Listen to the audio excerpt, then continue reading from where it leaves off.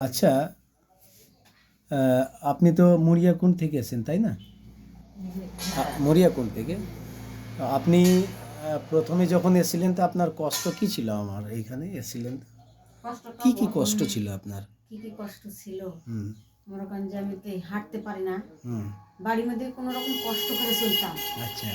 কষ্ট করে চলতাম আর মনে করেন যে এই মাজার থেকে হুম ঠ্যাং অবধি, হুম এই যে এই জাঙ্গের থেকে, মানে এই যে দুই পাশে মাজার নিচে হুম হুম আসার এখান থেকে এগুলো হুম হুম সমস্ত যন্ত্রণা করতো। হুম আর হচ্ছে ব্যথা হুম ব্যথা ছিল, যন্ত্রণা করতো।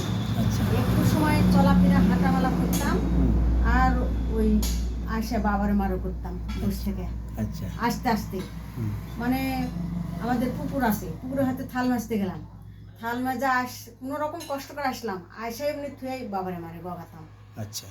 তার তুলনায় এখন ওই যন্ত্রণায়, কিন্তু এখন ওই যে ছাপিতে বা ঝাড় দিতে মানে কষ্ট হচ্ছে।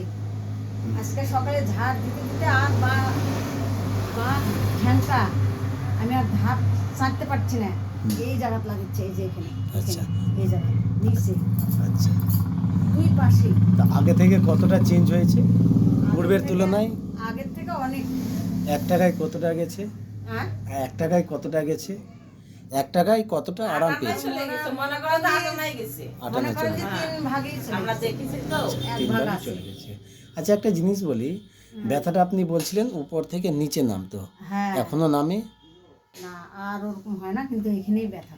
আচ্ছা, ওই ব্যথাটা এই জায়গা হালকা আছে। আচ্ছা, যাই হোক। ওই ঠ্যাঙ্গের ব্যথা টাথা যন্ত্রণা বা এগুলো কিছু নাই, আচ্ছা। মানে একটু হালকা ডান পায়ের পাতা বা আঙুল টাঙ্গুলগুলো হুম।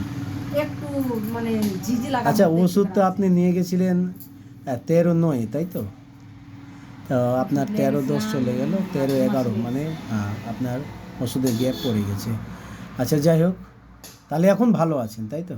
হ্যাঁ, পূর্বের তুলনায় হ্যাঁ, অনেকটা ভালো আছেন। বলছি তো 3 ভাগই, এখনো 1 ভাগ আছে। ঠিক আছে, ঠিক আছে।